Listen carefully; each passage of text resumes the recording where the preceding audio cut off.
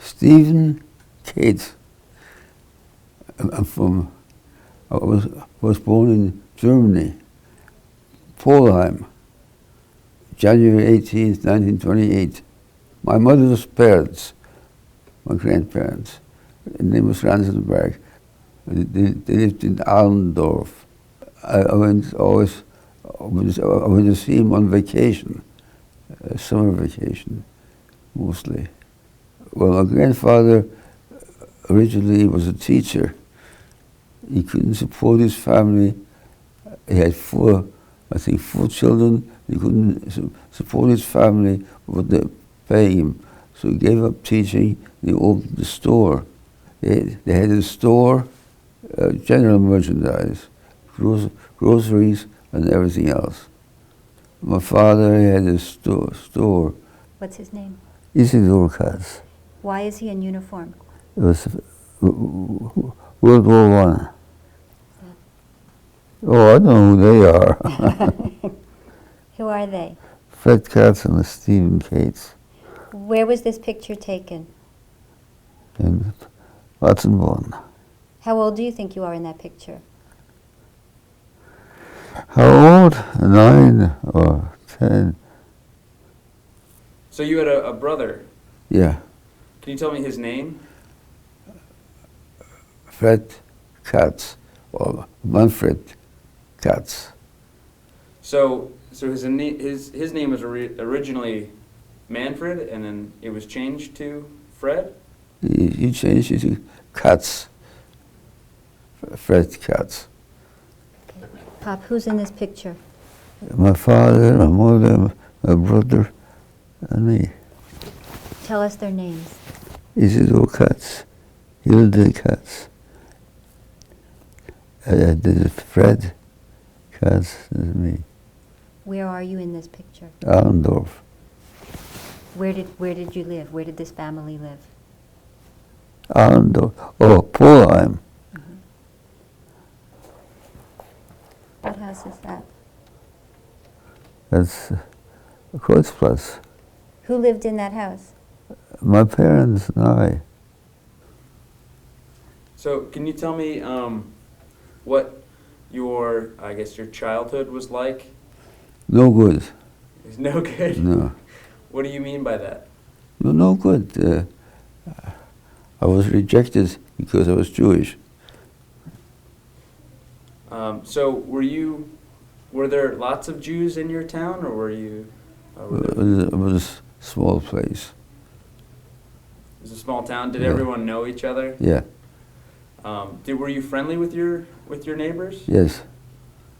Were you very close with them? Did you have close family friends or friends in the neighborhood?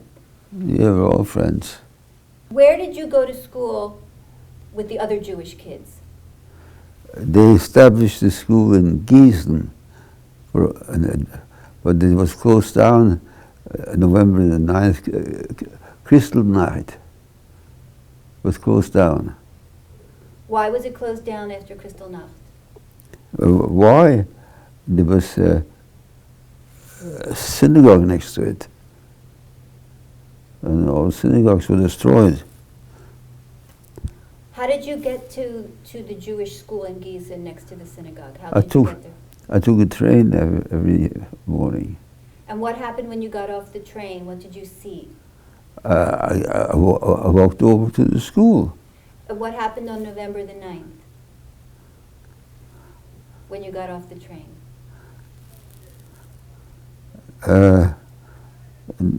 They told me, don't go to school. It's on fire. If you could you tell me what happened after Kristallnacht? Were you able to go back to school? Were you No, I wasn't allowed to. How did life change? Well, I went to Holland, Where were you staying in Holland? Amsterdam, And where in Amsterdam were you staying? in a hostel. In a hostel with other kids? Yeah. How many kids were there? Oh, I don't know. Were there a lot? Yeah. More than 10? Oh, yeah. More than 100.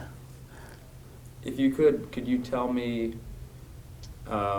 what happened after Kristallnacht? Were you able to go back to school? Were you No, I wasn't allowed to go. I went to what is known Kindertransport, children's transport from Germany to Holland. How did you find or hear about the Kindertransport? My aunt Selma arranged it.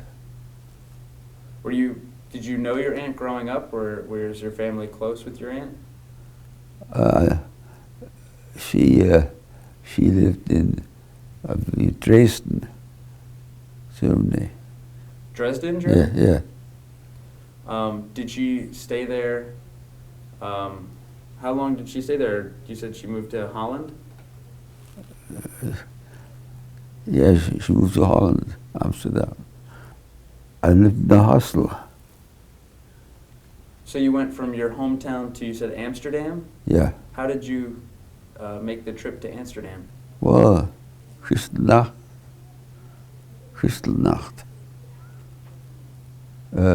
My aunt Selma got us out of there.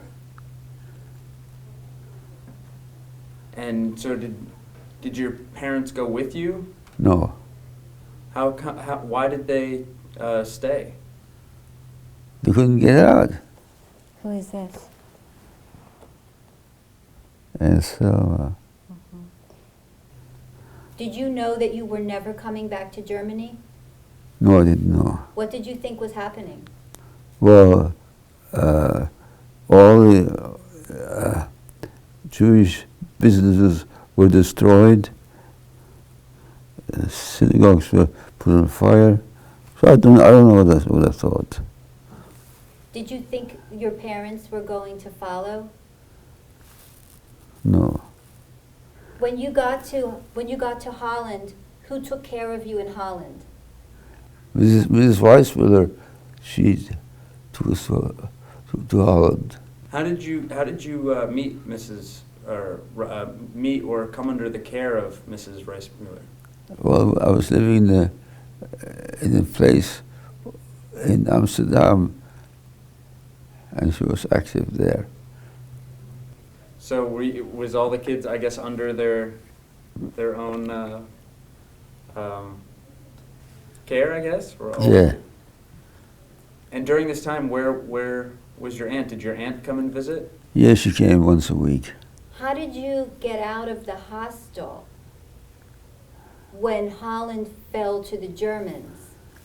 Well, first of all, I was living with some Dutch people, some Dutch Jews. Mrs. Weissmuller, she came to see us in Amsterdam always. She had charge of the Burger Weeshuis. And did you live in the Burger Weeshuis? Yeah. How did you get out of the Burger Weeshuis on the day of May 14th? Mrs. Weissmuller arranged it. She got us out. We had to go to Eemuyden, at the port near Amsterdam. How did you get to Eemuyden? We took the bus. She arranged she arranged it. So she arranged the buses to take you to Eemuyden. Yeah. And when you got to Eemuyden, how did you get to the boat? Walked. We walked to the boat. Were you allowed to bring any of your suitcase with you No. to Eemuyden? So just your clothing. Yeah. What happened when it set sail? It was attacked by the Germans. They sent some German planes over, and all the passengers were on deck. And she told us, if we ever get attacked, they lay on the ground, flat on the ground. They're going to start running around us. That's what we did. We just laid on the deck. Was anyone injured? Not to my knowledge. And what happened to the Germans that were attacking? Some planes were shot down. I think 3 planes. When we left Holland, we saw that all tanks were aflame, were on fire. When we left Aymoin, it was a big cloud there. A big cloud. All the oil was on fire, was on flames. And you could see the cloud all the way to England, to my knowledge. Pop, how many days were you on the Bodegraven? 5 or 6. What did you eat on the Bodegraven? Nothing. It's too long ago. I can't tell you. So you left Holland on a boat, Yeah. Bodegraven. and did you initially plan on getting on the Bodegraven? No, Mrs. Weissmuller arranged it. Where's that? It's in Amsterdam. Wait a minute. Yeah. It says parish on it, but it's a parish. What is it, Paris? Here on the top it says parish. Wigan. It's probably Wigan. Where are you in that picture? Yeah. How long did you live in Wigan? Few weeks. Is this when you got off the Bodegraven, when you got off the boat? Yeah. So where did you end up? Where? In Liverpool. In England. Did you know you were going to England? No. What was in Liverpool? It's a harbour. Did you live in Liverpool? No. Where did you live? Manchester. What was your address in Manchester? Wilmslow Road, I think. 9 Wilmslow Road. And who lived there with you? Who lived there? The other kids. I don't know. This looks like a very old envelope. Yeah. It looks like it's sent from England to you in Manchester. Yeah. Mr. Werner Katz, Manchester. Who wrote this? I don't know. Did you write this? No. No. Lieber Werner, deine Zeilen erfreuten uns sehr. Es geht uns gut. Großeltern und Tanten sind im Altersheim. Herzliche Grüße sendet dein Vater und deine Mutter. Who wrote that? My mother probably. Uh-huh. What do you think was going on with them at the time? Were they really well? No. No. What do you think was going on? Oh, I don't know. So your name was originally, Werner Katz. and then it changed to Stephen Cates. when you came to the United States, or? Well, when I got discharged from the army, I changed it. I got my citizenship and changed it to Stephen Cates. Who's that? That's me. Why are you wearing uniform? I was in the army. What war was going on? Huh? Korean War. What did you do in Korea? I served in the army. And Stephen Cates Yeah. married who?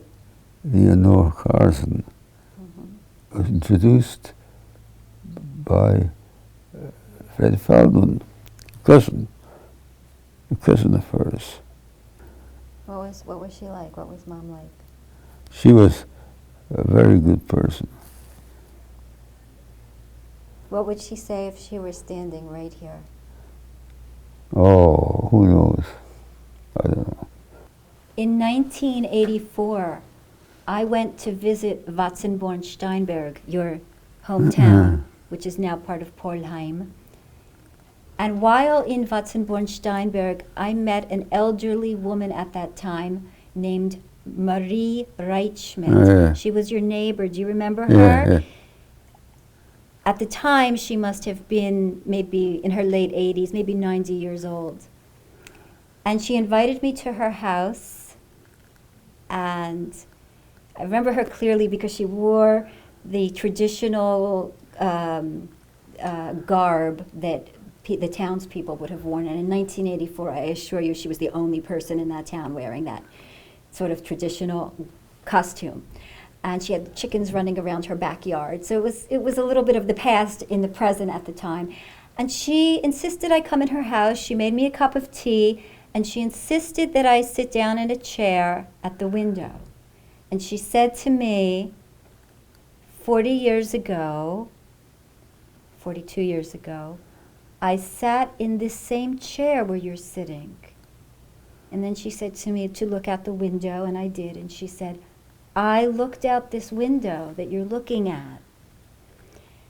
And you see the parking lot over there? That was the spot where your grandparents' house was. And I saw them come, she said. I saw the Germans come. Well, they were all Germans. This was Germany, of course. And they took your grandparents away. I saw it was still warm outside, and they put on heavy coats because they must have believed they were going someplace very cold. Mrs. Reitschmidt said that she couldn't believe what she was seeing. She said, we had all heard about this kind of thing happening in other places. We never believed it could happen here in our town. Those were very chilling words. The reality that something as horrible and as unthinkable as a genocide could happen in their own town wasn't something that they could relate to, that she personally could relate to. In those days, there was no internet where you could instantly see pictures of what was going on. So it was very, very shocking to hear that. I don't believe that everyone knew what was going on at the time. There were people who did know, but the common person probably didn't know. And Mrs. Reitschmidt was a very good example of the common person. And as a result of that, 40 years later, she seemed to be stuck in a time warp.